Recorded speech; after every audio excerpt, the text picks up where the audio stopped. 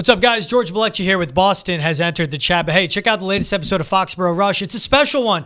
We went live introing the Mike Vrabel press conference. You could catch it in its entirety, hearing from Robert Kraft, from the 16th head coach in the history of the franchise, and of course, Patriots alum Mike Vrabel himself. Then Travis Thomas and I broke down our key takeaways from his introductory presser. It's a new era. It's a new time. Mike Vrabel is now the head coach of the Patriots. He will correct all the mistakes and the mishaps from this last season. But hear him in his entirety and hear our breakdown wherever you like to get your podcasts: Spotify, Apple, Amazon Prime, or watch on YouTube. That's Foxborough Rush, with new episodes dropping every Monday, Wednesday, and Friday. Now, let's get to Boston has entered the chat.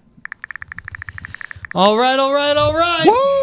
All right. New sheriff in town, George. There is. It's a new era in Boston. Mike Vrabel in as the 16th head coach in the history of the franchise. I'm George Balekji. He's Travis Thomas. You'll hear from Mike Vrabel in just a moment. We got a packed show for you guys today. Yes. We break down the Mike Vrabel press conference, have some sound bites from him. We'll also hear from Bill Belichick and what he had to say about Mike Vrabel while he was on the Pat McAfee show.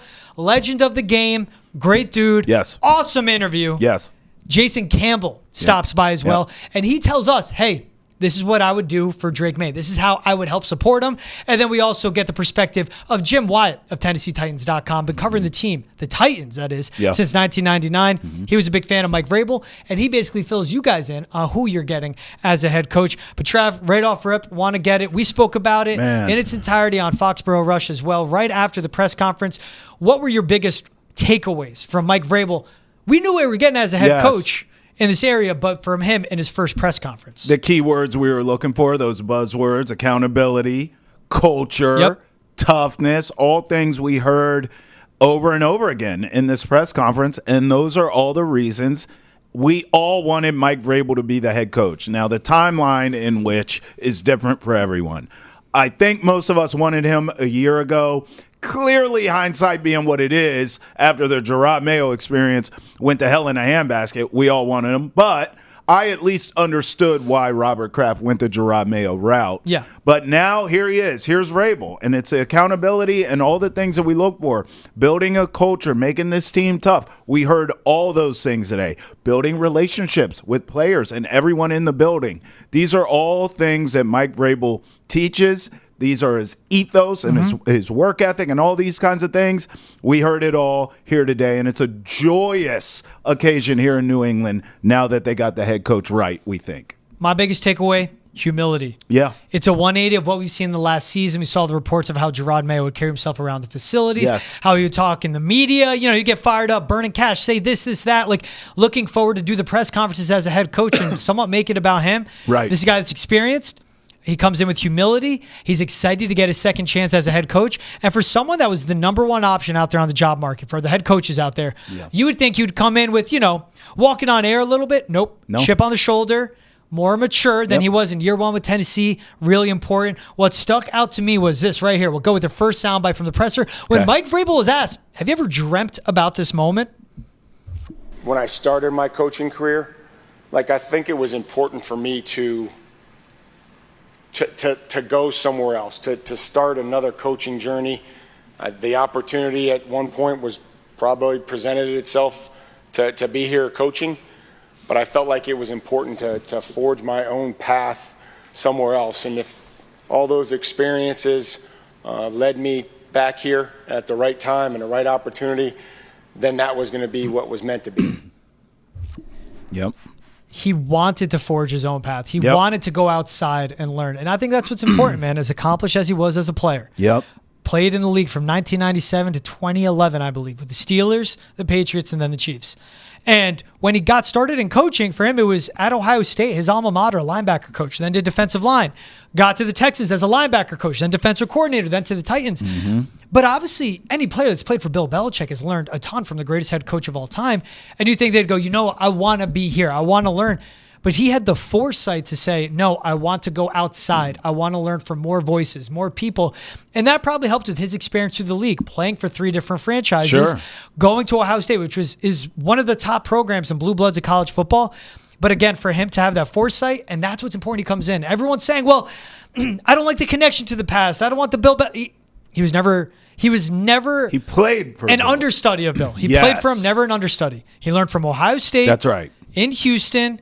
And then in Tennessee, and his past season with the Browns, he learned a lot about modern-day analytics. Right. He learned from Glenn Cook and Andrew Berry, who are two of the better front office leaders in all of the NFL. Sure.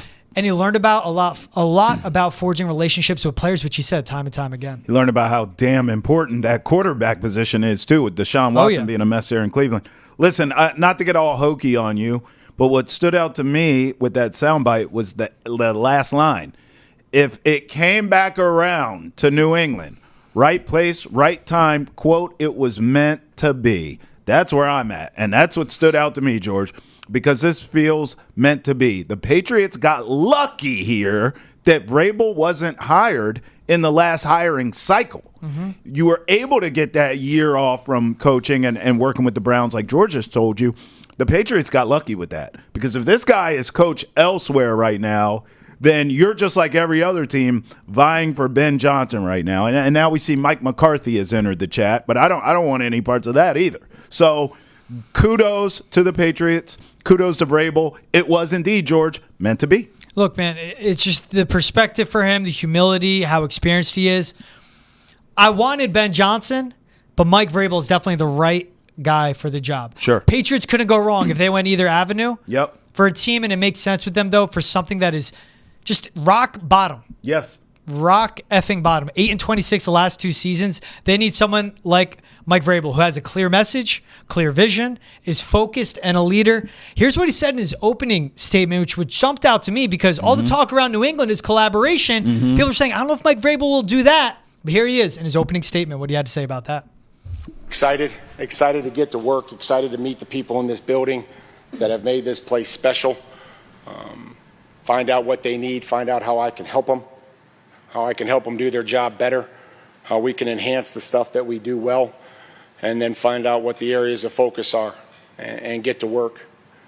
I want to galvanize our football team. I want to galvanize this building. I want to galvanize our fans. And the most important thing are the players. There's some of them right here.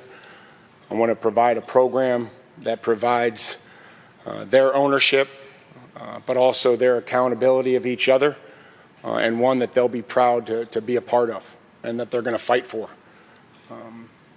You guys are going to ask me questions about culture, which I'll be happy to talk about and discuss. One thing I've realized about culture is that you can find out what your culture looks like when your family, your business, or your team is at its low point.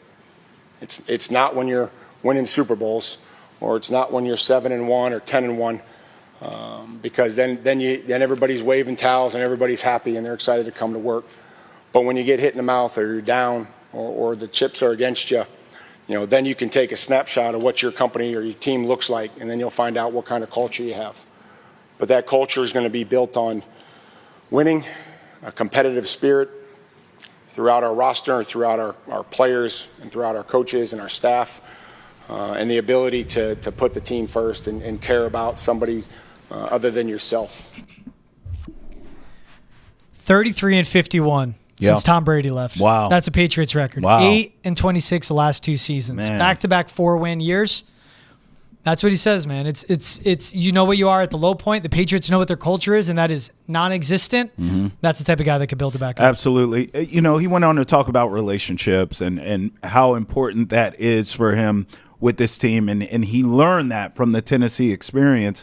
Listen, things went south quickly in Tennessee. They were losing games. The A.J. Brown thing was weird. There were rumors Vrabel was having issues with the front office, and we'll talk about that later in the show with Jim Wyatt. But, listen, he learned from all that. And he's saying, I'm coming in here building relationships not only with the players, but everyone, every employee in the building. As you said, George, I think you said it well. This is a more mature Mike Vrabel. I think we're getting the best version of him with the Patriots now. I think what's important is his time away from football as well. He was a coaching and personnel consultant with the Browns, started with the tight ends.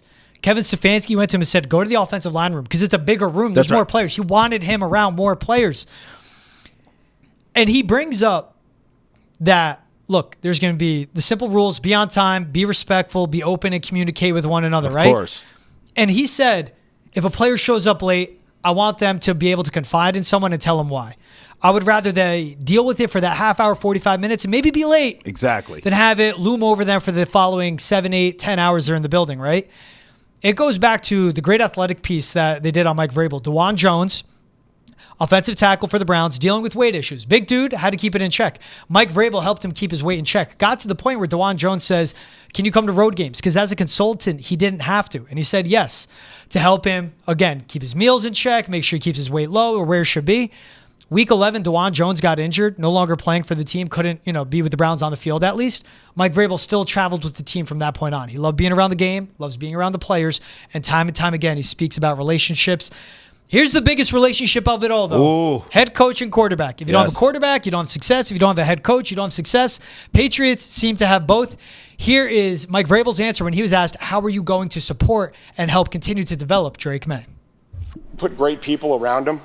We have to, I would say that my involvement will be as it relates to game management and situational awareness and where we are on the football field and trying to develop him as a leader of the offense. And when a quarterback, when they call the play, like you want to say like everybody's going to believe that it's going to score a touchdown, like with that type of emphasis on how everything is going to operate.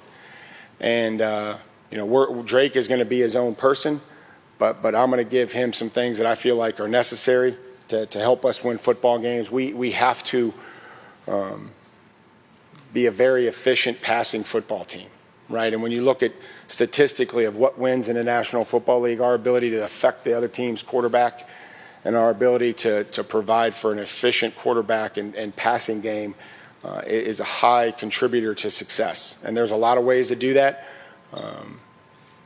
by protecting the middle of the pocket and, all those things that we're going to talk about as we move forward. But how we protect the football, how we're aggressive but not reckless, understanding where we are in the game and the situational awareness that I feel like I've developed over 6 years and then my past year in Cleveland. And I'd be remiss if I didn't thank the Cleveland Browns organization for the opportunity that they provided me last year with Jimmy and Dee Haslam, and then Andrew Berry and Kevin Stefanski and all those coaches and players that allowed me to spend some time with them last year.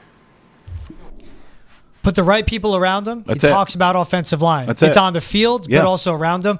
And what he saw with the Browns, look, separate Deshaun Watson from the Browns and all those personnel decisions Andrew Berry has made. Sure. They built the right way around a quarterback. Offensive line, weapons. They go out and trade for Jerry Jeudy, give him a run game support. Yeah. They couldn't help. They're stuck with Deshaun Watson. That's ownership's fault there. But he saw from multiple organizations through his years in the NFL, but just this last year, how analytically to make those decisions and personnel-wise how to provide for a quarterback and coaching staff as well. You know me, I key in on a key word or buzzword here or there. Efficiency was one I got there. All the elite quarterbacks in this league are more efficient. Mm-hmm. I can't wait for Drake May to be that. And we'll see who he goes with offensive coordinator and see who decides, if anything, to keep from anyone from the staff. So that's what I think is big. Look, because you go through this coaching staff, everything's pointing to Josh McDaniels, which efficiency can be there. Like Taylor Kyles of CLNS is putting out some great clips from Josh McDaniels in 2022, what he's doing with the offense. This guy's running like under center RPOs. Man. And what it opens up where the read is simple. And this is what I imagine the conversation would be to Drake May. Hey, go up to the line. You're going to be under center. We're going to be in the eye. Read the cornerbacks. If it looks like they're backing off on receiver one, whoever that could be, let's say T. Higgins, fake the run quick, hit him with a slant. Let's get easy yards. And I think that's what's so important with offensive coordinators and how they can support quarterbacks. Give me plays. Make life easy for them. They don't have to think all 35 times they drop back. Take some things off their plate, and it could be with that efficiency. It's going out and addressing the offensive line. Is it signing an Alaric Jackson, who only allowed 3 sacks and over 500 pass blocking snaps at left tackle this season for the Rams? Hey, man, he addressed it. There's cap space. There's a top 5 pick. We have a lot of holes to fill.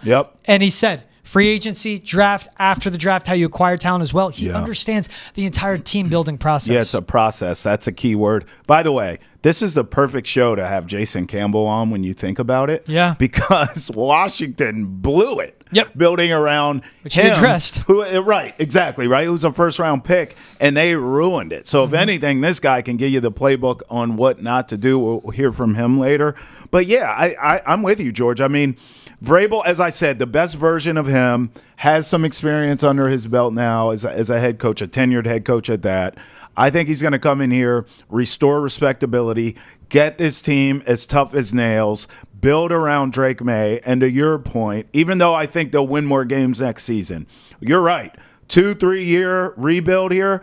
In 2 to 3 years, in that window with Vrabel and Drake May, we should absolutely be looking at a consistent playoff team. Tough defense, run the ball. Drake May be Drake May, and the Patriots should be back, especially when you look at this division outside of Buffalo. Who the hell worries you? Besides no one. That's who. Patriots should be vying for a wild card sooner than later, certainly in that 2 to 3 year window. And, hey, what an endorsement from a guy that has no reason to endorse anything on Robert Kraft. Bill Belichick said on the Pat McAfee show, I've stayed in very close contact with Mike. I have a ton of respect for Mike. And he spoke about saying that teams that he's coached and the positions he's coached follow very much in his playing style and his preparation. Wow. I love everything that he stands for as a football coach, and I have a lot of respect for him. Wow. I'm sure he'll do a great job. He beat Belichick. 2019, Brady's last playoff game, last game as a Patriot. He beat Belichick straight up. And close a book on that chapter in the legacy of the franchise, man. But it was refreshing to hear him at the podium, too. Didn't filibuster, didn't just say nothing. Smooth. Had actual answers, actual missions, actual points to make. And also when asked about offensive coordinator Ryan Cowden, he said, look, I'm not going to talk about anyone. Even directly asked about Drake May. Have you spoken to him? He goes, I've spoken to players. That's right. Right? Not putting anyone above anyone else. And that's where the accountability comes from. Reading about his time in Tennessee, A.J. Brown, Jeffrey Simmons, Derrick Henry, same accountability as a practice squad guy. So really awesome to listen to him. Congrats to Mike Vrabel on getting the job. We're excited for the next era. We'll take a quick break right here. If you're enjoying all the Patriots talk, you can catch new episodes of Nesson's Patriots podcast, Foxborough Rush, airing every Monday, Wednesday, and Friday. It's a new era in New England, new head coach Mike Vrabel, plenty of money to burn, hopefully, and the number 4 overall pick in the draft. It's going to be a busy offseason. Catch full coverage of all that wherever you like to get your podcast. New episodes of Foxborough Rush dropping every Monday, Wednesday, and Friday. He's Jason Campbell. You guys know him as a 9-year NFL vet, also a proud Auburn Tiger. Yes. Currently does color commentary for the radio for Auburn football games. Jason, appreciate you taking the time. How are we doing? Doing good, guys. College football is still going, and just had a long season ourselves here at Auburn, trying to regroup and get things going back in the right direction. But overall, though, I think we're in a good place. Man, excited to talk some college football with you, of course, but we got to start with the biggest story right now in Boston, and that is with the New England Patriots getting Mike Vrabel as their next head coach. You and Vrabel did overlap when he was with the Patriots, and you yourself were playing football for Washington, too. What was it like when you matched up with Mike Vrabel? Talk to us about him as a player, as you as a quarterback getting ready for one of, obviously, the hardest defenses to face, but also with a really talented player on the edge like Vrabel himself. Yeah, you're talking about one of the smartest guys in football, right? It's not a knock of why he's a successful, pro coach, because he is, from the simple fact of these guys that transition from football and become solid coaches, those guys was already students of the game. And he was just a player. And now he's a coach, and he's still a student of the game. And the things that he brings to any locker room is the experience. So no player can question, do you know what it feels like to be out there in this situation? Because he can answer that yes. And then on top of it, now he's coached in the NFL for a while, and he's had a lot of success. When he was in Tennessee, they had some of their better years under him. And so now he brings along the success, and he instantly is going to galvanize that locker room as well from a standpoint of, okay, we've seen this guy do this before, so the guy's going to get in line pretty quickly. Jason, you as a player have had multiple offensive coordinators, multiple head coaches. What message can you give to the Patriots players? This is a young team, Jason.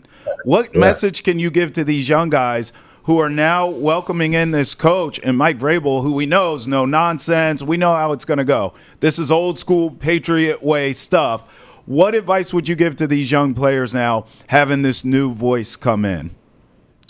Well, I think the one thing is you better be attentive and willing to listen and learn.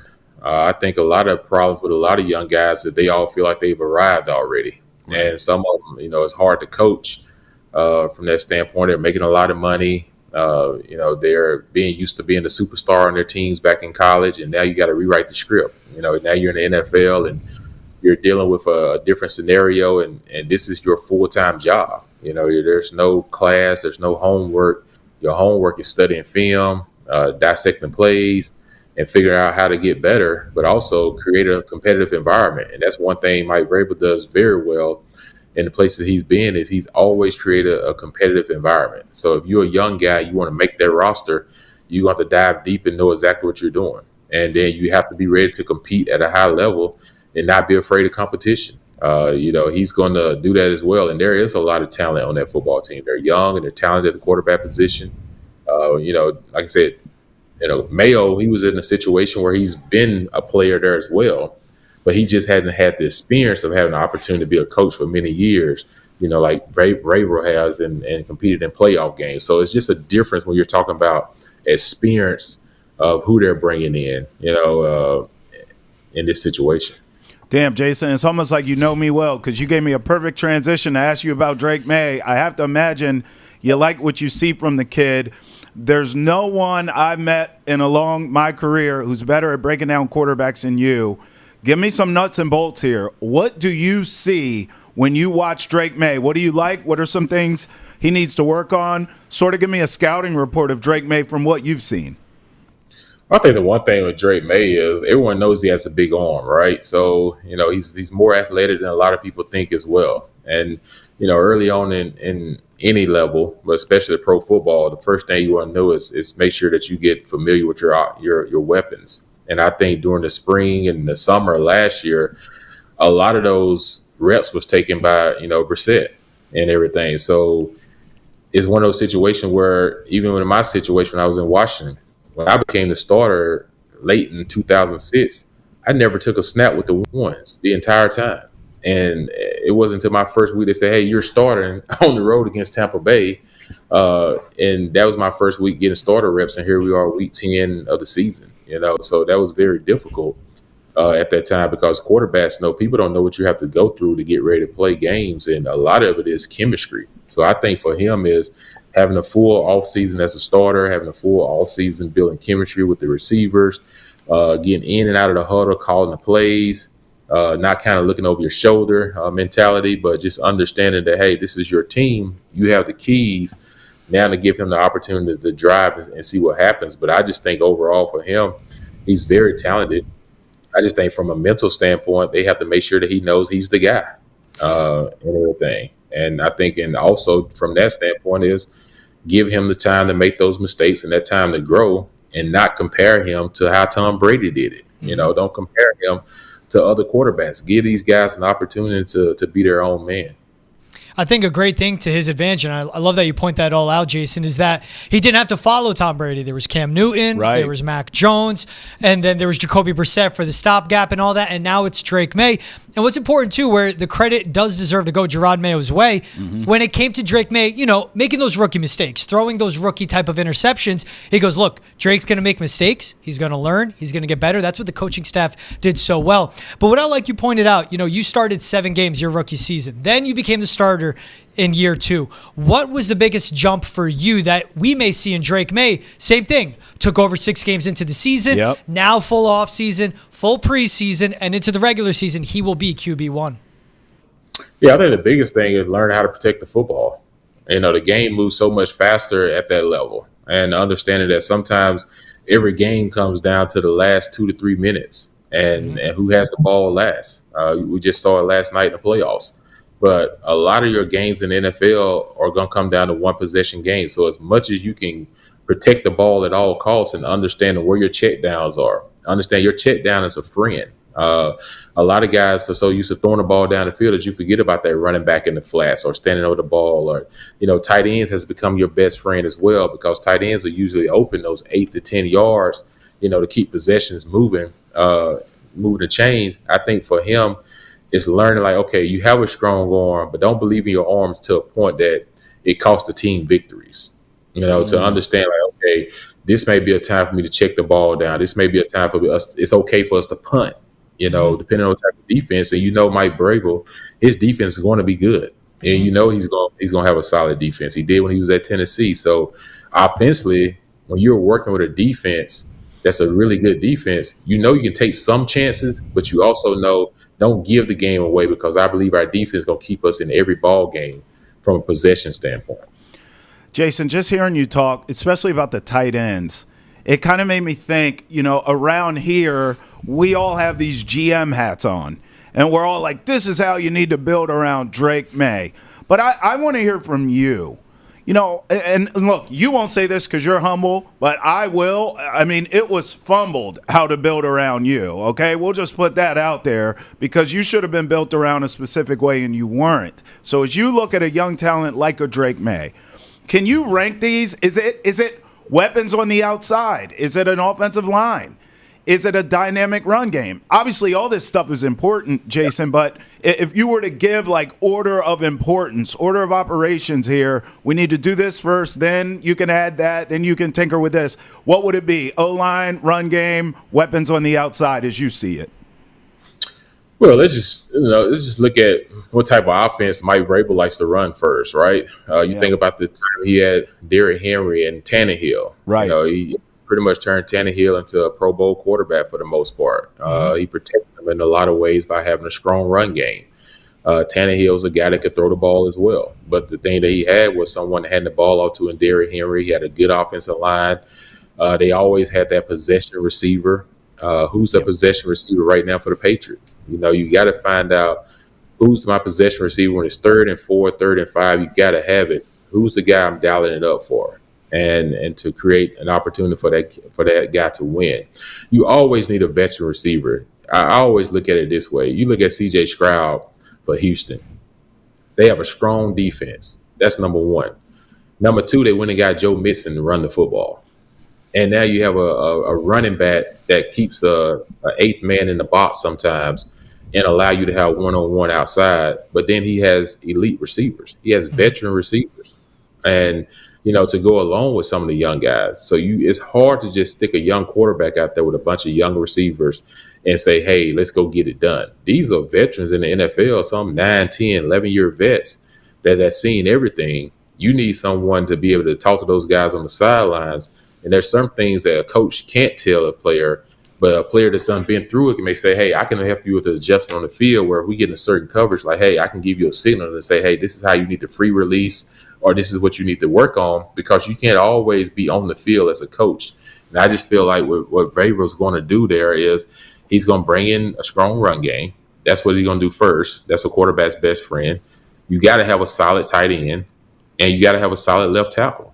And in today's game, the way they flip defenses a lot, you got to have a strong right tackle. So everything starts, to me, is inside out, is build your left and right tackle, get that secured, get the kid a really solid tight end, but he needs a veteran receiver and a strong run game. And because you look at that division as a whole, New England is not too far from getting back. The Jets doesn't overwhelm you right now. Right. M is still trying to figure out, it's some chaos going on there now, with everything. So they're trying to figure out what's happening there. So it gives you the opportunity to say, hey, this thing is not so far-fetched that we can't get ourselves back into it. So it's just a matter of them bringing in a couple of veteran guys and not overloading the locker room, but building that thing inside out. Yeah, I think it's great you point that out. Mike Vrabel said it ad nauseum in his introductory presser. Yes, he's defensive-minded, but he kept saying, hey, those defensive lines are really good out there. Those DNs are better athletes they've ever been. Yes. And pointing that out in a way of, I got to find a way to protect Drake May. For a defensive-minded head coach, he was so offensively forward, and that's what's encouraging to hear about Drake May before he even got into any conversation about his coaching staff. Jason, you started out with Joe Gibbs, then it went to Jim Zorn. What was it like to have that shift in a head coach leading an entire team, and what challenges did that present to you as you were just finding your way in the NFL, and then 2 years in, boom, year 3, new head coach leading the franchise? Yeah, that was tough, right? Joe Gibbs recruited me out of college, and he signed me to Washington. A lot of it was built around the offense to have a big arm quarterback. Get big in the play action pass. Also, just being able to have a guy that's built for the strong weather games.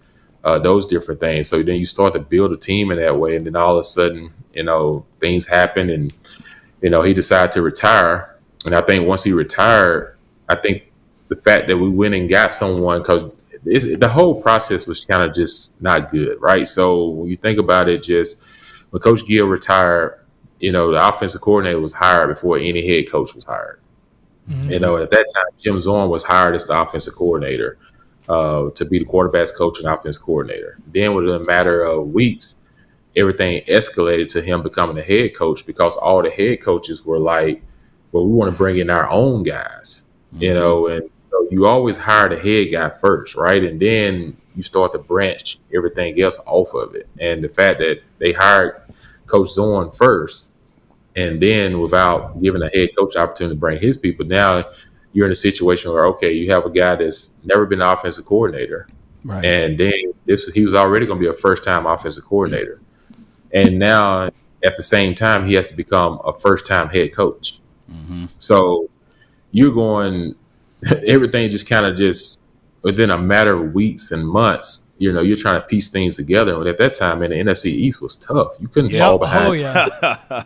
Giants. Like, it was already a tough division as it was. And then on top of that, we're dealing with all the chaos of trying to get our ducks in a row. And that was really, to me, that was the hardest thing, because then Jim Zorn started off trying to be an offense coordinator, a head coach. Right. And who's going to turn that down? Nobody's going to turn that down, right? No. Like, you're going to say, this is an opportunity for me to do it. Let me do it. But I just feel like either he need to be an offense coordinator first and then understand that standpoint before he became a head coach, or become a head coach and then hire somebody else to be an offensive coordinator to call the plays and all that. But trying to do both of those is really, really hard, because you have to start with either one first before you can just understand how to do both of them at the same time. So I just feel like for us, it just caught up with us after about week 9. We started off hot. We were 6-2.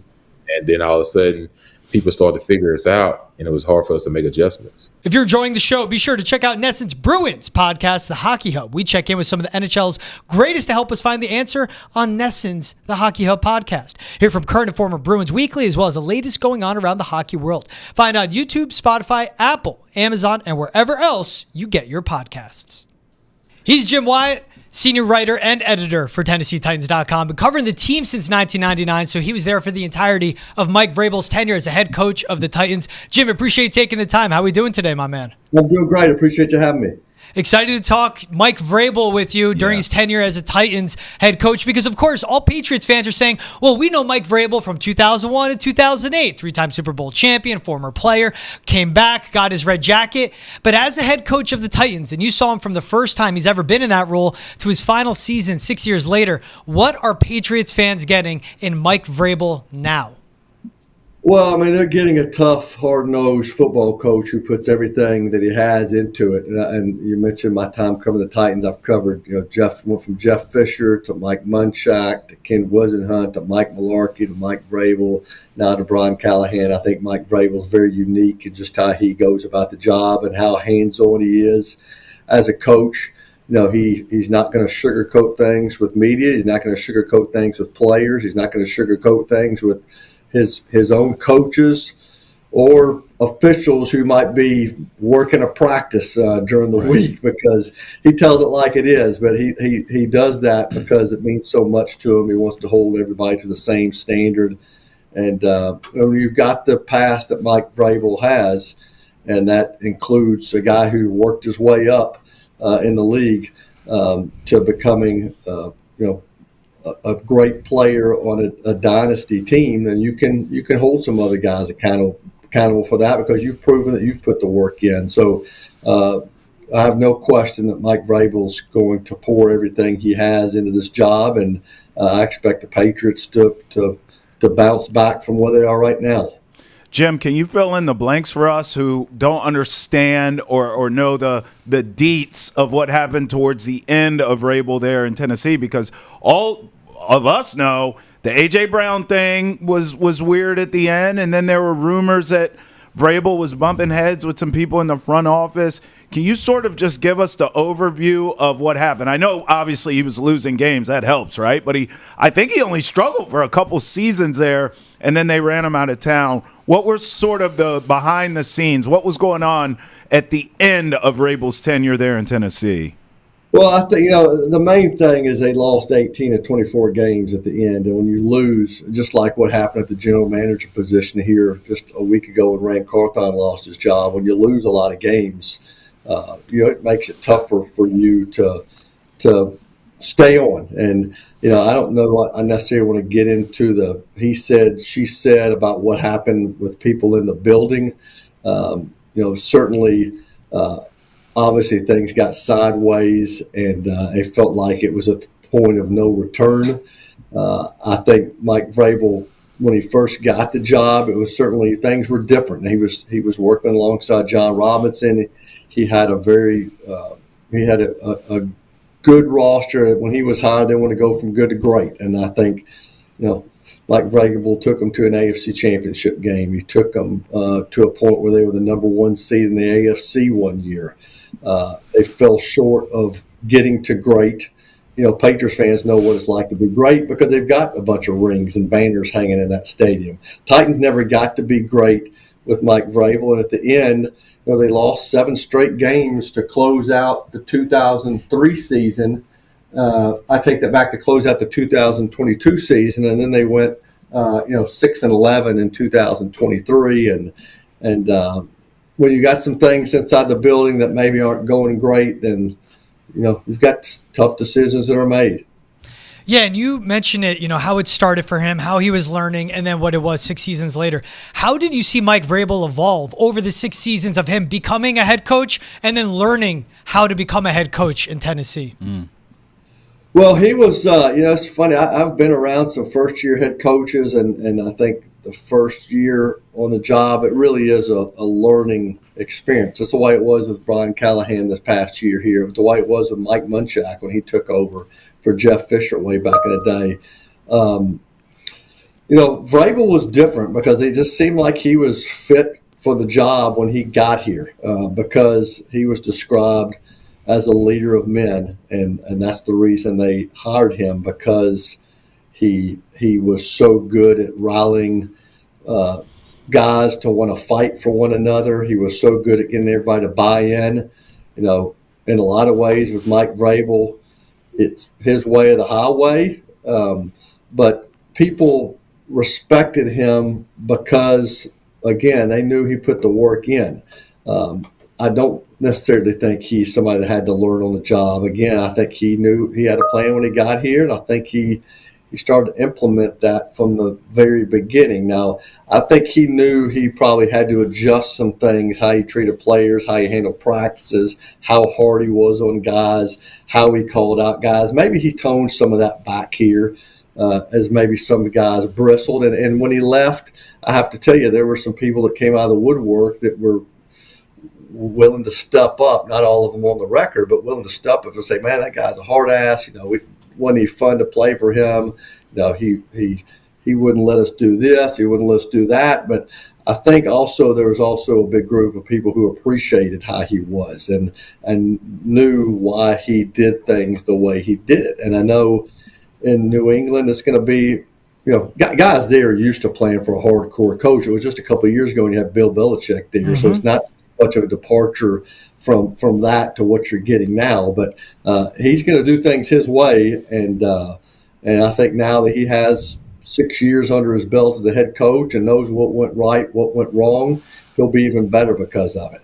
Yeah, he mentioned when he was asked, what did you learn your first time as a head coach? And he said it's all about relationships with players. That's right. And it's interesting you point out how people said he wouldn't let us do this, he wouldn't let us do that. During his introductory presser, Jimmy said there's not going to be a lot of rules to start. Be on time, be respectful, be able to communicate. And Mike Vrabel said if someone's late, he wants to know why, because he wants to give the resources to the players to help them. You know what? If they need a half hour, they're dealing with something, he'd rather them deal with it that first half hour in the building than to be on top of them the entire time they're at practice and workouts and treatment the entire day. That shows me the growth. We hear with Mike Vrabel, the accountability. We hear with him how he can be, have a strong self-belief, and people may not take that the right way. Right. But when it comes to accountability with him, that's something that lacked this past season for the Patriots, Jim. What does accountability with Mike Vrabel look like? Well, part of it is, showing up on time. Part of it is not taking plays off. Part of it is putting the work in during the off season to prevent, getting, soft tissue injuries when you show up for camp. I mean, he didn't hesitate sometimes calling guys out who were repeat offenders in that category, because I think he felt like they could do things to prevent certain things from happening. So accountability with Mike Vrabel is just, doing it the way you should, doing the job the way what you're getting paid to do. That doesn't mean you can't enjoy your family. That doesn't mean you can't have a little downtime yourself. But it means you better be willing to work it, and you got to be willing to have the back of the guy you've got a locker right next to. I know Mike Vrabel never wanted the coaches to get a lot of credit. He always says it's a players' league. Players are the ones who make plays. Players are the ones who show up on Sunday, and that's true. But you certainly got to get them in a position to do that. And he's good about holding guys accountable. He's good at motivating players, but more than anything, he's good about just having guys prepared. And that's calling on. That's having in team. He's legendary for having team settings and classroom settings where he'll call a guy out, and he'll if you don't get the right answer. And I'm not talking about calling a guy out. Because he maybe did some of that too, calling a guy out if he didn't like what he saw on tape. But I'm talking about calling a guy's name in a meeting, forcing him to answer a question in front of the whole team, right? And showing that you have done your homework. And on the practice field, I mean, I've never seen a coach like him who will put on some padding and will line up across from an offensive lineman or a defensive lineman and teach him techniques to the point where he'll busted a gap on the bridge of his nose one time, was bleeding down his face one time in a practice because I think he took maybe either a shoulder pad or a helmet or something like that. But he'll get in and show you how he wants it done. If you're enjoying the conversation, be sure to tune in Monday through Friday to Boston Has Entered the Chat. We talk about all the latest news in sports and culture all around Boston and the nation. Available every day of the week. You can find us on YouTube, Twitch, Spotify, Apple, Amazon, wherever else you get your podcasts. Yeah, I remember seeing him even pregame, like before a Sunday game, an NFL Sunday game. This guy's working out with the team, working himself up to a sweat. It was incredible to see that. I want to ask you this, especially, and he did that for a while too, and he quit doing it because he didn't like the attention he got for doing it. Like he used to run sprints and used to do push-ups and used to do the kettlebell, and people started filming some of that stuff and saying, "Man, look at this guy! He looks like he can still play in the league." Right. But once people started giving him attention and making it about him, he quit doing it. And that's just kind of how he is. He doesn't want the attention to go to him. It's signs of a leader. And I'll tell you this, I know it's such a joyous occasion here for Patriots fans, and it sounds like you love the move as well, Vrabel, to the Patriots. You understand it. But I want to flip the coin here and look at the flip side of it. If I have some concerns, Jim, it's that Vrabel's team there, when he had success, was a veteran team. You had an absolute animal monster in Derrick Henry, and then you had Ryan Tannehill, who's a veteran quarterback who's been around, the league. So I look at this New England situation, it's the complete opposite. First of all, you damn sure don't have a Derrick Henry. And then secondly, this is a young, rebuilding team. We think Drake May is good, but he's a rookie quarterback. So I have some concerns about how does Vrabel resonate with the younger talent in this league, and also this is a rebuild. He's not coming into a situation with a veteran team who just needs a Mike Vrabel to get him over the hump. That hump is way bigger here, my friend. Am I being fair, Jim, by being concerned by that? Yeah, I think that's fair because, again, when he got the job, he was replacing Mike Mularkey, a team that had just made the playoffs and won 9 games a year before. I think that 2017 Mularkey team lost in the playoffs to the Patriots, and then he was lost his job a couple of days later and replaced by Mike Vrabel because they wanted to go again from good to great. And And they did some really good things during that stretch with the guys that you mentioned. Ryan Tannehill is his quarterback, and Derrick Henry is his running back, and A.J. Brown is his receiver. And they had Taylor Lewan, they had Ben Jones, and they had some Jarrell Casey. They had a bunch of guys who were Pro Bowlers and all pros. Kevin Byard's another one. And then toward the end of his tenure, lost some of those guys. The thing that Mike, caught a lot of flack for, and I don't know how much it's on the coach, but a lot of his teams were beat up at the end of seasons. And some people wondered if it was because they just worked them too hard. I will say he made the most out of a lot of those teams. You're talking about the youth that he's going to be working with and kind of a little bit of a rebuild. I think he did some of his best work when he had a roster that was depleted because of injuries, and he had guys step in from the practice squad and be ready for the game. I think he referenced today a season when they played 91 players, the most ever played in an NFL season, and they still had some success during those times. But I do think part of the reason he was able to get guys to buy in is because of the locker room culture he created, and because of the veteran groups and some of the guys that would speak up and spread his message throughout the locker room. He's better identify some players there who are willing to do that for him, who will have his back, who will spread his word, who will get people to jump on board and believe in him, instead of having people getting turned off because he yelled at them in a team meeting or yelled at them at practice or called them out because they weren't, because they got exposed on a Sunday. When we hear about, a lot of talk about him, is that what it was working with the different front offices. You mentioned there was a John Robinson, there was a Ryan Cowden. I'll ask you about him in a moment. And there's Rand Carthen at the end. When Mike Vrabel spoke at his introductory presser, he mentioned Elliot Wolf, who currently leads the personnel department, 3 of his first 4 answers. He sounded collaborative. He sounded like he was open-minded to communication, figuring things out, establishing the culture, all the leadership, right?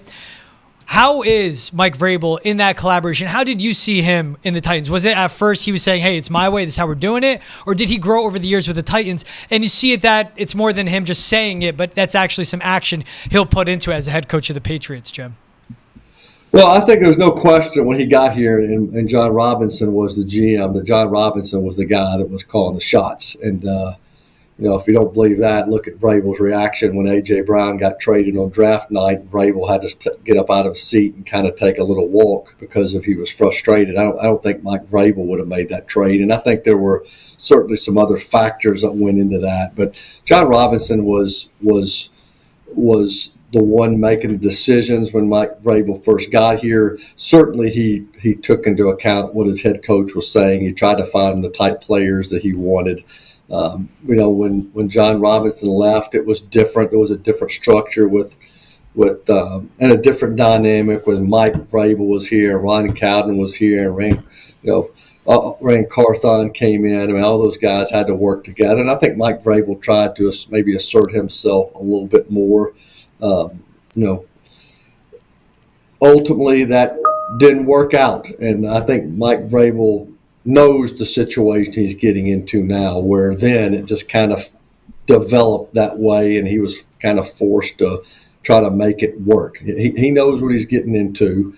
And certainly I watched a good chunk of his press conference today, and sounds like a guy who, again, has been in this job before and learned some things, also learned things to do, learned things not to do, and I think he's willing to do whatever he can to make it work for himself and everybody around him. And I want to end with this, Jim. I was reading your mailbag from last season after Vrabel was let go, and one fan emailed you and said, I've rooted for the Titans for the last time. I will root against them with more fervor than I rooted against Tom Brady and the Patriots. And that's a lot. I will root for whatever team Mike Vrabel ends up coaching for, even if it is the Patriots. Wow. So shout out to that fan forecast in the future. I think Vrabel should have been the hire a year ago. But my question to that is, there are fans that are saying, and I hope they still are rooting for the Titans, but they're willing to pick pick the most hated franchise in the history of sports over their own team because they love Mike Vrabel so much. What about him endears him to the fan base with that much, just strength and that much passion from the fans for their head coach? Well, I can't say everybody was like that. I do those mailbags; those things get pretty ugly. And believe me, there are a lot of people here who cheer for the Ravens because of Derrick Henry. I think people here in Nashville, they've kind of embraced their stars and will support them. When at the end of Mike Vrabel's tenure, there were a lot of people writing into me who were done with him and saying they needed to make a change. And now that the Titans finished the season at 3-14, picking first overall, I'm hearing from people who are saying, "Oh, you never should have fired Vrabel, should have kept him." So that's the way these things go. Some people were glad to see him go. Some people hated to see him go. It just kind of evolves depending on how success goes. I will say that I think most people in Nashville, if you are around the team or in the city or certainly have gotten to know Mike Vrabel at all, you can understand why a person in the community would like him, because Mike Vrabel is certainly, you can say a lot of things about him, and certainly, again, he can be tough to deal with. He will make life uncomfortable for media covering the team. He will make life uncomfortable for a lot of the players who play for him. He'll challenge people all in that organization. But I think everybody, realized just being around him and watching him behind the scenes knows he's a good guy. Like he would give a lot of his time, a lot of his money, make a lot of sacrifices behind the scenes and always treated people well. His kids, one of the sons went to Father Ryan High School, which is where my kids went to school. It's where I went to school. So I'm always seeing people in my alma mater saying, "Oh, Vrabel was here the other day. What a great guy he is." And he stood and talked to me for 15 minutes. And there's some other places around town where I'd hear those same stories. So Mike Vrabel's a good guy. There's no question about it. I enjoyed his wife, Jen, getting some recognition, getting the flowers at the start of that press conference, got to know his sons a little bit. I feel like people in that community who didn't get to know him during his playing days will see how he operates behind the scenes, and I think that's why people like him. Now, ultimately, he'll be judged by wins and losses, and if he's able to restore what they have been able to do in Foxborough over the last couple of decades, people are going to love him. If he can't get that done with a team, he's going to have to rebuild, and then they'll be ready to run him out of town too. I mean, that's just the way this business works. I mean, you got to win, and so I've been around a lot of nice guys and seen a lot of nice guys, but if you don't produce, then they're going to be looking for your replacement. Yep. Hey, I'll tell you, his second impression with the fan base, first as a head coach, there was humility. There was a lot of reflection from him. Yep. And for the guy that was the top head coaching candidate out there on the market for any team to hire, you would never think it. He sounds like he was grateful, and he was even happy. He said so himself. He's happy he never coached here before because he was happy that he went to Ohio State, to Houston, to Tennessee to learn how to be a head coach before getting back to New England. Jim Wyatt of TennesseeTitans.com, senior writer and editor. Appreciate you taking the time, giving us a perspective and all these stories about Mike Vrabel. Thank you, my friend. Okay, appreciate you having me. Man, great convos there. Jason Campbell, great convo with Jim Wyatt. Thank you for them taking the time. Yeah. Big day in Boston sports. Great show. He's Travis Thomas. I'm George Balekji. This was Boston Center of the Chat. Hey, make sure wherever you like to get your podcast, Spotify, Apple, Amazon Prime, that's where you can find new episodes. And if you'd like to watch as well, go to Nesson's YouTube page, hit the subscribe button, leave us a comment, email us, thechat@nesson.com, or use the hashtag NessonChat as well, and you can join the conversation on the show. He's Double T. I'm GB. This was The Chat. We'll see you guys same time, same place tomorrow.